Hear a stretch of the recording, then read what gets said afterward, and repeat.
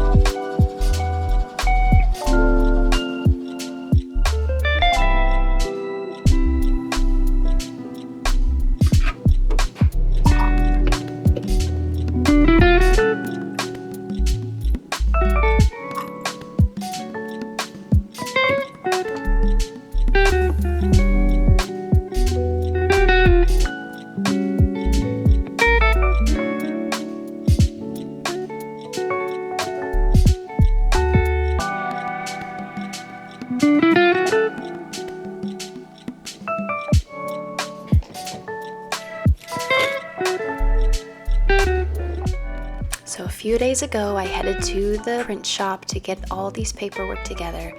In case you don't know, we are a military family, so we had to order our military tickets directly from the military base, and the closest base to us does not have a recreational ticket office on base, so we have to have ours mailed to us, and then they have to be activated at the Disney front gate. We're also going to Universal, and they did send us those tickets to print out and will also get activated at the gate before we can get into the parks. Also at the print shop, I printed out these Disney World trip planners I downloaded from the Disney food blog. I know there are several out there. Pixie Dusted Mom has a great one as well. I was going to make one basically like this just for myself, but this one was already made and was free to download, so I just picked it up and I'm putting these on my DIY Mickey clipboard that I made from the Dollar Tree earlier this week. Stay tuned for that video coming up and what I'm going to use it for. And this is something not Disney related. I'll be putting all my paperwork together in this Disney Princess folder I got from the Dollar Tree yesterday. We will be traveling with my family this trip, so I got their tickets as well, and just a lot of paperwork to sort out as I am the Disney planner of the family.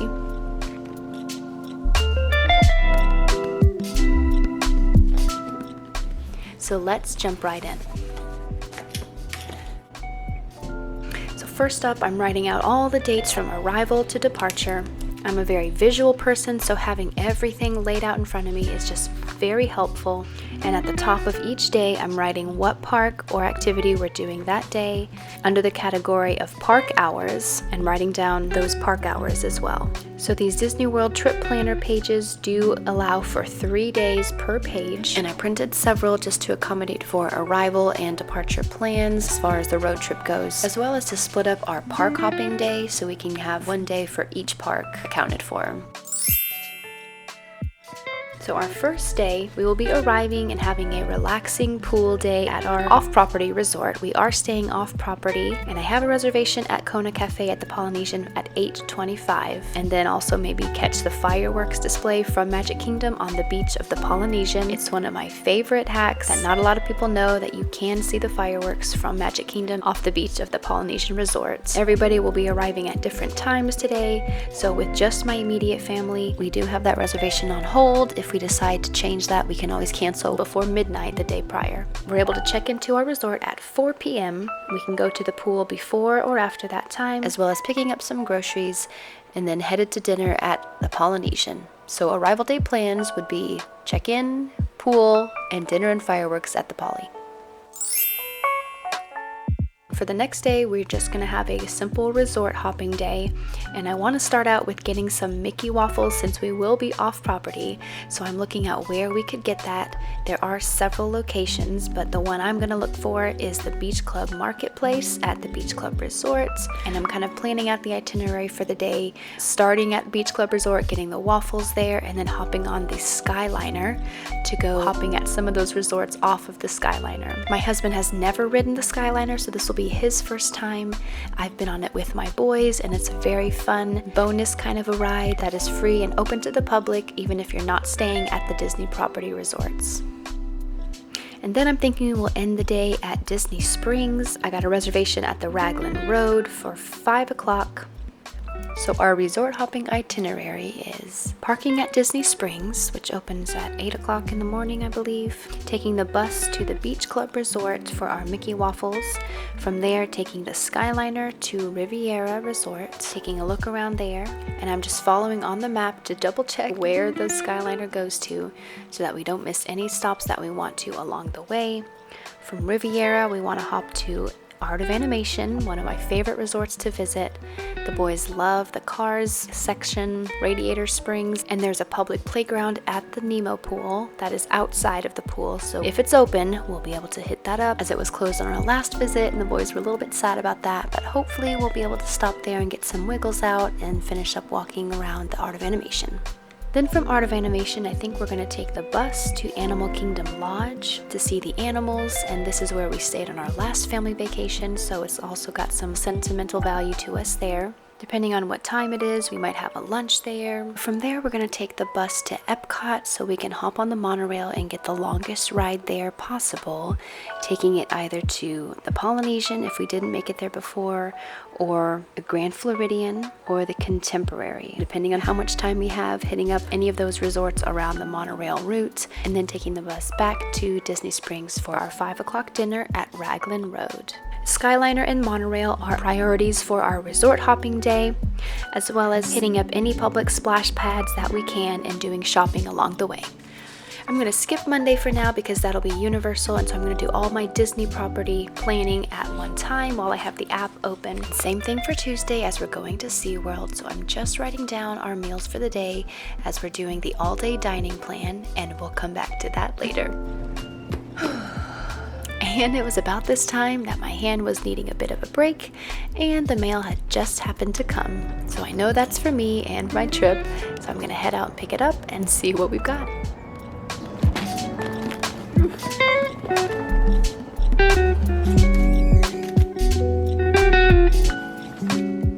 So here's one thing I've been disappointed about on a couple of different occasions with Amazon. I've been looking for some subtle Mickey jewelry, but I'm finding it is a little bit more difficult to find what I'm looking for. But I found this beautiful pearl necklace, and the picture on Amazon looked perfect. The ears were aligned perfectly, but this is my second order for this item, and the ears were unfortunately glued just a little too far apart. And I'm a bit of a perfectionist, especially when it comes to the Mickey ear alignment.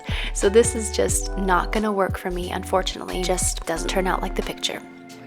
So this was a lucky break. My 2-year-old found my pens, decided to color, and he just happened to color on the test schedule versus the actual schedule, which was right next to it. So dodged a bullet there. Whew. Let's get back to work. Can you give me some more bits? Yes. Moving on to Epcot. My husband's one request for today was to be able to have dinner at the San Angelo Inn, a place where he used to go with his family when he was younger, and he has some memories there. We loved the Three Caballeros boat ride with our boys, so we have a 4 o'clock dining reservation here. We will be here at Epcot during the Flower and Garden Festival, so they'll have extra booths around to eat. So my family will be doing other things for dinner, and this will just be my husband and my boys. And some of our priorities for today are the virtual queue for Guardians of the Galaxy at 7 a.m. If we don't get that one, we're going to have to shoot for the 1 o'clock virtual queue. Again, it's something that would be fun. We've never been on it, but if it doesn't happen, we're not going to stress over it. We're still going to enjoy the day and take it at our own pace so that everybody can enjoy the day to their own liking. A few of our rides we'd like to get on would be the Seas with Nemo and Friends, the Frozen ride, Test Track if possible, as my parents will be with us, that we might be able to have some child swap opportunities, but that'll just come down to whether or not the wait is tolerable or not. And one thing that we're excited about new this year that we'll be able to do is the Disney Visa photo op in Epcot. We have been through a roundabout kind of process with getting our Disney Visa debit card, as there is not a Chase Bank in our location, but we have a plan, we have the account set up, and we want to make that Disney photo opportunity happen. And something else looking on the activities and entertainment section is the Mime Sergio in Italy. Being Italian, we are definitely stopping at Italy, one of our favorite spots to just walk around, grab a slice of pizza, and enjoy the atmosphere about as close to home as we can get, this side of the coast at least. And it was at this time yet another package arrived, and this happens to be my new phone. Yes, days before our trip. I wasn't even sure it would be here in time, but I am getting an upgrade of my phone. This is a refurbished model my husband bought for me because it has seemingly endless amounts of storage on it, which I definitely need, being the photographer and videographer of the family. So we'll work on that later. Back to planning. So in case you haven't heard this hack, in Epcot, they say Americans tend to go right. So in Epcot, a lot of people start in Canada and end in Mexico. But unless you're heading to Norway and the Frozen ride, a lot of people do not start left. So that has always been our plan, to start left. You'll have to let me know in the comments, are you a start left around World Showcase in Epcot, or do you start right? I'm really curious which one is normal for you. I feel like we've always gone left, but that's apparently the way to go first thing in the morning. So we're gonna try to head up Frozen first thing, but I know that can be very busy, as everybody likes to do that because it's one of those rides that typically has those long lines, and if you hit it up early, there's a chance you can get in, but there's also a chance you could still be waiting a long time. So then we're gonna go from there to China, Germany, Italy, America, Japan, Morocco, France, the UK, and then Canada. Then through ImageWorks to the Finding Nemo ride, and lastly Spaceship Earth. Then circling back around to Mexico at 4 o'clock for our reservation at St. Angel Inn. After our Epcot day, we have our resort and pool day. This will be our relaxing day after our one long day in the parks with everyone, just to kind of take it easy, stay at the resort. They have a movie theater there, outdoor water park. We also have a pool in the backyard of our condo. So just a relaxing day to kind of recoup and recover from our day at the parks. We may walk to the pool, check out the movie schedule, eat at the clubhouse, or pack a picnic lunch. And then my husband is actually going to be flying home at 2 p.m. as he has to get back to work, and I'll be staying on the last 2 days and driving home with the boys. Our next day is our Magic Kingdom day that I'll be taking my birthday boy to for his birthday celebration. We have an 8:40 reservation at Crystal Palace for his Winnie the Pooh breakfast. Winnie the Pooh and Monsters, Inc. are some of his favorite characters, so I'm really excited to take him to see these characters in person. And then I also have a 12:15 reservation at Tony's Town Square. Got this tip from Pixie Dusted Mom to be able to watch the parade at noon from the green room at Tony's Cafe. Our ride priorities for this day would be Jungle Cruise, as we have conveniently missed it every trip so far. We have the book, we've read the story, and now it's just a matter of crossing the ride off of our list. The Festival of Fantasy Parade is on our list, as well as Pete's Silly Sideshow and seeing the characters there, and also Casey Jr.'s Splash and Soak Splash Pad. I'm gonna check and see if he is tall enough for the Barnstormer. He has not been on that yet, but we'll just have to wait and see if that's gonna be a possibility or not. We do want to make it to Buzz Lightyear, as that's also one of his favorite characters, so we'll be checking the schedule for when he'll be making an appearance and get a picture with him. And then of course Dumbo, Winnie the Pooh, and possibly riding the train that is now open around Magic Kingdom. One thing I like about the train is that you do not have to start and stop in the same location. It's a fairly slow ride. It's more the scenic route around Magic Kingdom, and there are several stops along the way. So I'm thinking we'll head back towards the front gates after our lunch reservation, catch the train and ride it around to Fantasyland, and then get off there and do our Dumbo, Pete's Silly Sideshow, and Casey Jr. things from there. And from there we'll be hopping over to Hollywood Studios to finish the day there. Our priorities at Hollywood Studios are definitely to meet Sully, as we'll be wearing our Sully shirts. My birthday boy had his last birthday as a Monsters Inc. themed party, and he is still loving Mike and Sully almost a year later. We'd also like to meet Buzz and Woody if we didn't get to see Buzz at Magic Kingdom. And I'd love to see the Army Men do their drum show, as I haven't been able to see that in person either. I'm definitely going to be getting him a Jack Jack cookie and riding alien saucers. That's one we skipped last time as well, just for the long lines. And would like to try to hit up Toy Story Mania as well.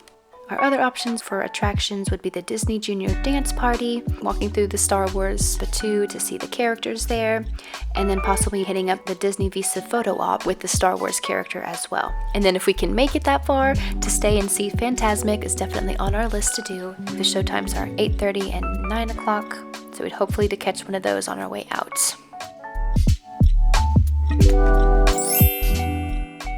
So now I'm moving on to planning our day at Universal Studios. It has been years since I've been here, and I'm very excited to be taking my birthday boy here. He's still under 3, so he will be completely free for today, and I'm excited to see what kind of things we'll be able to get into with him and his age. I'll be going to this park with my sister and her husband and her baby, so we'll be having some fun times. But just switching from the Disney app to the Universal app can be a little bit tricky if you're used to one and not the other. It does take a little bit getting used to, but it's not horrible. But first off, just finding the hours that they're open on this day. My brother-in-law is a big Harry Potter fan, so it'll be really fun to see him excited about the Harry Potter world. We have very little agenda for today, I will say. My sister and her husband are very low-key, very chill, and we're looking forward to just basically a relaxing day. We do have the park hopping pass, so we'll be riding the train from Diagon Alley to Hogsmeade. You do need a park-to-park pass when riding the Hogwarts Express, because it does go from Universal Studios to Islands of Adventure. And one thing I do think I can take my toddler on is the ET ride, so I'm putting that down as a priority for today. Possibly the Transformers ride, and then the Hogwarts Express are our priorities at Universal. There are a few Minion rides at Universal Studios that we might be able to ride with my little one, as well as an Animal and Actions show that we might be able to see. In the past, I know they have had a Curious George splash area for kids, as well as a Fievel Playland, but I know those have both recently closed, and I'm not sure what has replaced them yet. So we'll be checking those out to see what is in progress or what might be in that area. And then when we hop over to Islands of Adventure has a lot more toddler-friendly attractions than does Universal. So we'll be hitting up Jurassic Park. There's a Camp Jurassic World there for the kids, kind of a big ropes course activity center, as well as Dr. Seuss Land and Popeye's Ship, to name a few. So these are all going down in our priorities, and just planning on eating where we are when we get hungry.